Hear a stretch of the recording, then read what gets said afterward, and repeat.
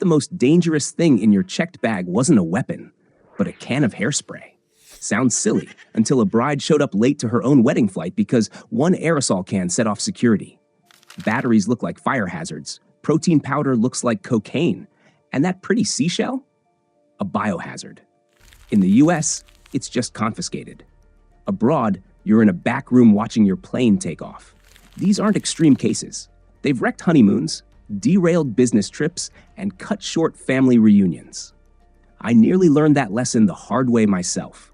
That's why in this video, I'm revealing the everyday items that can derail your trip in seconds. Consider it your 2025 packing reality check. And stick around, because the very first item is something almost every traveler has packed this year. Some checked luggage smell less like vacation and more like aisle 7 at a hardware store. Toss in polish remover, paint, or strong cleaners, and suddenly your case looks like a chemistry kit. Once those bottles ride in a pressurized cargo hold, even a small leak can escalate into a fire hazard no crew can reach. For that reason, the FAA sets a strict limit, no more than 70 ounces, 2 kilograms total, of flammable toiletries. But size isn't the only rule. Packaging matters. Only small, factory-sealed bottles with secure caps typically clear. Bring a half-empty jug or something without a proper lid, and TSA can still pull it. Acetone-based removers count as flammable, allowed only in travel size. Non-acetone formulas are safer and can fly in small amounts. Sealed and under the limit is fine. Anything bulk or sloppy? Grounded. A sparkler might feel like harmless glitter, but the moment it's in a bag, security reads it as a pyrotechnic hazard. Many travelers still try to slip a few home after festivals abroad, telling themselves a handful can't possibly cause trouble. Wrong. If it can ignite, it doesn't fly. And here's the real nightmare. If fireworks ignite at altitude, the pilot's only move is an emergency landing. Picture the plane turning back, cabin lights flashing, passengers in chaos, and you suddenly cast as the unwilling main character of the story, which is exactly why even the smallest firecrackers get treated like live dynamite. At LAX, officers once pulled 82 fireworks from a single carry-on. The passenger didn't just lose the stash, they lost their trip, and everyone behind them got stuck in a checkpoint freeze while the bag was torn apart. It's not the lost item that stings, it's the delays, the civil fines that can stretch from $450 up to $17,000, even $75,000 in severe cases, and the permanent note on your travel record. Fireworks belong on the ground. Put them in a suitcase, and you're not carrying souvenirs, you're carrying a federal offense. Checked luggage has one silent enemy: pressure. To airport security, scuba tanks, propane bottles, even whipped cream chargers aren't gear. They're red flags. And the problem doesn't stay sealed in your bag. Back in 2018, at Orlando International, one leaking bottle of corrosive liquid sent 3 baggage workers to the ER. Fast forward to 2025, and even cordless curling irons powered by butane have been pulled straight off the belt. Proof that beauty tools can cross the line into dangerous goods. As of this year, spare gas cartridges are outright banned, even in the tiniest size. The blacklist runs long: spray paint, bear repellent, cooking sprays, lighter fluid, camp fuel. Some airports offer amnesty bins, so you can ditch them before check-in. But once your bag is on the belt, there's no undo button. And if security does pull it back out, you're not just missing your connection. You're standing there under the burning stares of 100 fellow travelers stuck waiting behind you. Planning a dive or camping trip? Ship your own gear home ahead of time or line up a rental online before you fly. It saves time, keeps your luggage drama-free, and spares you the spectacle of explaining a fuel canister at the counter. Airline baggage systems are brutal. Bags get tossed, stacked, and dropped without a second thought, which makes fragile or high-value items some of the worst things you could check. Glassware, snow globes, perfume bottles, they might survive, but it's always a gamble. Electronics and jewelry don't fare much better, and they're magnets for theft.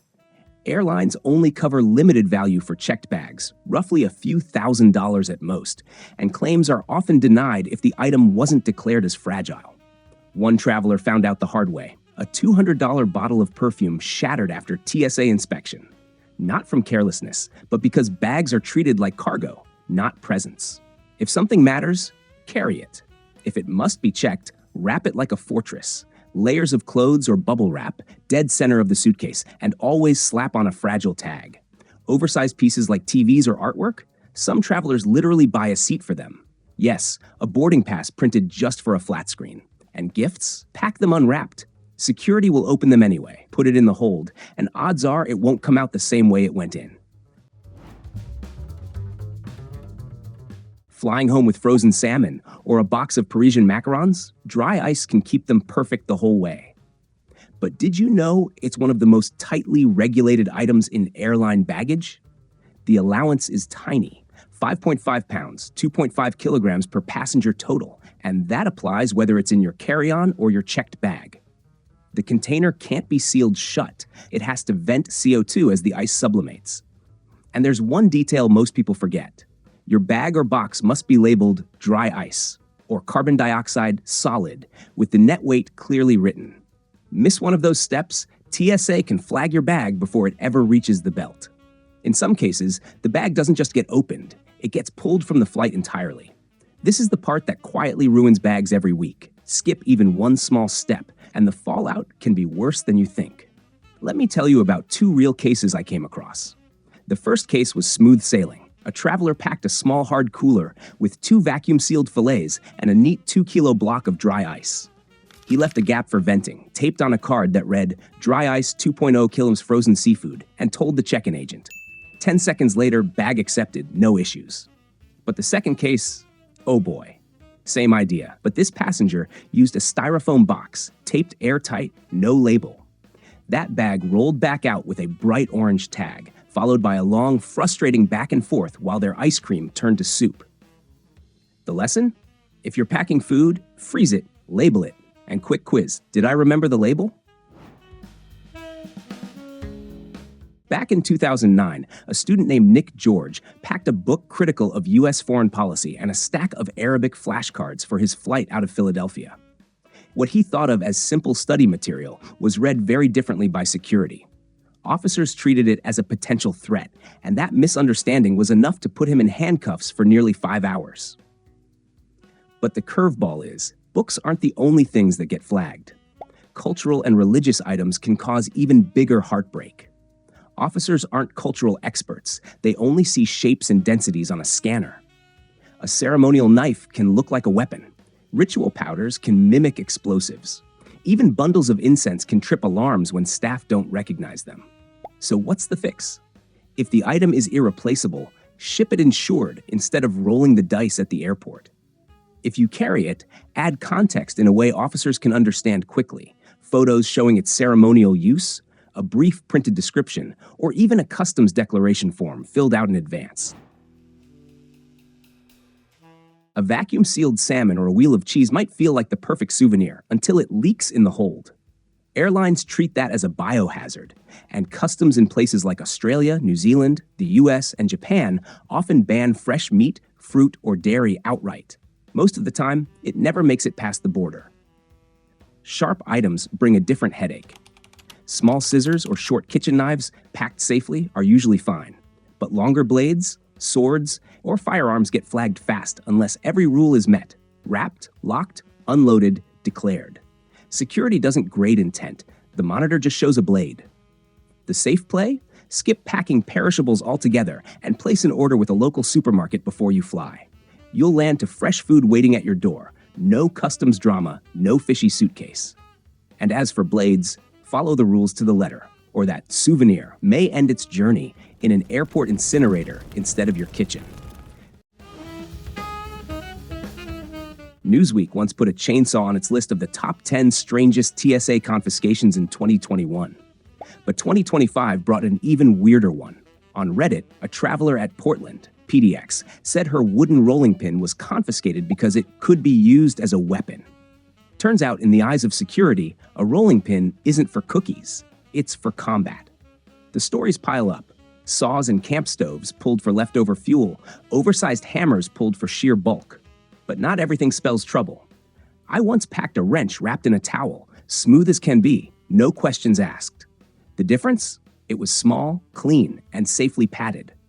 Compare that to the rolling pin story, and you see how unpredictable it can feel. Fuel-powered gear is where it really tips over. Vapors in an empty tank are enough to trigger alarms. And that's where fines come in. TSA can treat improperly packed equipment as hazardous materials, with penalties running from a few $100s into the thousands. Enough to make you regret not just buying a fresh one when you landed.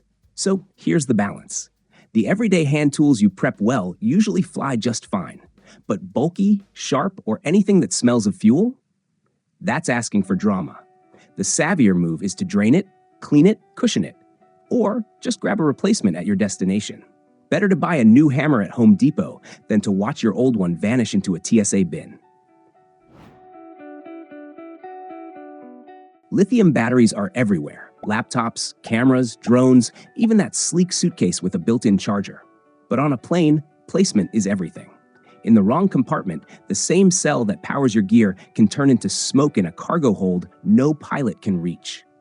To manage that risk, regulations keep spares in the cabin, where flight attendants have fire-suppressing bags and extinguishers ready. For drone owners, here's the deal.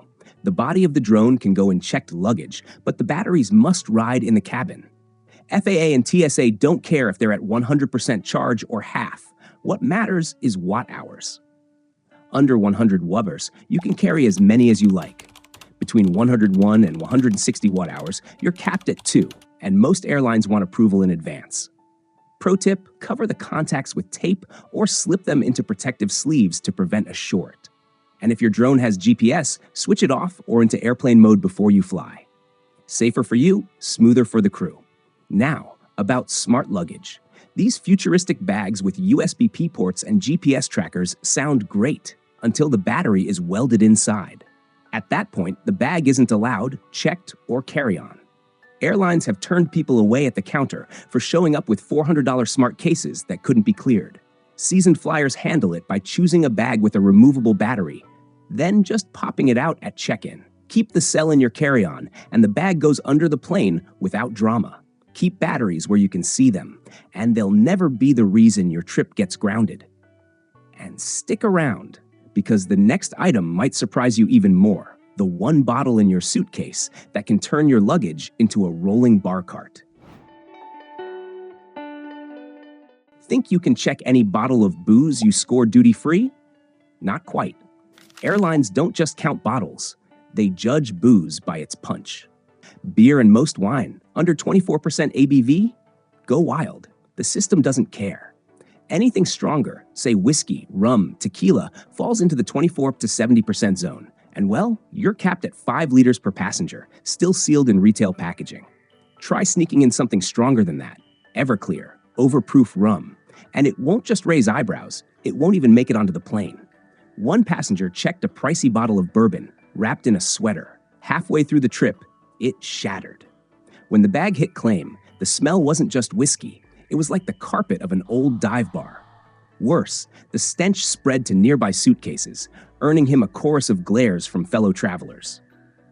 Physics doesn't cut you a break. Bottles under pressure, bounced around by baggage handlers, are practically begging to crack. Travelers who get it right use leak-proof wineskins, inflatable sleeves, or simply cushion bottles by wrapping socks around the neck and layering them in the middle of soft clothes, or even packing them snug between shoes. So if you're bringing bottles back, play by the numbers and pack like you expect turbulence. Otherwise, that souvenir whiskey could cost more in laundry and dirty looks than it did at the shop. They may look like nothing more than a slim pen or pocket gadget, but on a plane, they get flagged fast. Heating coils plus lithium batteries make vapes a double hazard, which is why they're banned from checked luggage altogether. Slip one into a suitcase, and at best, it gets confiscated. At worst, you're fined and your bag never makes the flight. The rule is straightforward. Keep them with you. Most airlines want vapes and e-cigs in your pocket or carry-on, powered off and separated from charging cases to prevent accidental activation. And don't think the bathroom is a loophole. Smoke detectors will snitch instantly. In 2025, passenger Peter Cobain Gwynn tried to vape in the lavatory on a Phoenix-San Francisco flight. Did you put your hands on me? She just put her hands on me. Yes, she did. She put her hands on me. She tried to grab my phone. No, but she put her hands on me. I have a lawyer. I am a lawyer. He was met by police on landing, forced to file a report, and even faced assault charges from the crew. Bottom line, carry it like you carry a passport. Always on you, never checked, and never switched on. A fridge magnet from Paris? Totally fine. But an industrial block that can yank a wrench from inches away? That's another story. Screeners have actually dealt with it. One shipment of heavy magnets latched onto a baggage cart so tightly that handlers had to pry it off with tools. Try explaining at the counter why your suitcase is literally clinging to the conveyor belt. That's why FAA PackSafe sets a strict threshold. If the magnetic field measures limit 0.00525 Gauss at 15 feet, it can't fly. Under that, you're good. Over it, your bag stays grounded. So, use this quick filter. If your magnet just holds up a grocery list, no problem. If it acts like shop equipment, send it by courier instead. Cute is fine. Industrial isn't. And unless you want your luggage cosplaying as Spider-Man, don't test the limit. In aviation, toys don't get judged by how fun they look. They get judged by their outline. If it mimics a weapon on an X-ray, it gets treated like the real deal. TSA has flagged plenty over the years. BB guns, replica pistols, and even the Star Wars thermal detonator Coke bottles sold at Disney World. Each time, the conveyor ground to a halt until officers were convinced it wasn't a threat. That's the catch with souvenirs. A decorative sword, a replica dagger, or a cosplay prop can light up the X-ray exactly like a weapon. Security doesn't care about your Comic-Con backstory. The machine only shows a threat silhouette, and that's enough to freeze the line. Frequent flyers avoid the drama by keeping receipts in the box, marking the item clearly as a toy, and padding it carefully if it goes in checked luggage. But the smoothest move? Mail it home. Because once security pulls a bag over something that resembles a weapon, the explanation can take longer than your actual flight. Here's the funny twist. The #1 item TSA confiscated in 2024 wasn't fireworks, wasn't batteries, it was peanut butter. Yep, if you can spread it, TSA calls it a liquid and it gets flagged. What about you? What's the strangest thing you've ever had pulled from your bag? Share it in the comments. Someone else might avoid the same mistake. And if you're ever unsure, just ask TSA. Snap a photo, send it on social, and you'll have your answer before you zip the bag shut. With tighter rules in 2025, even harmless-looking stuff can trip you up. Then, double-check before you close that suitcase. If you found these insider tips useful, hit subscribe, turn on the bell, and share this with a friend who always overpacks. Safe travels, and I'll see you in the next video. Bon voyage.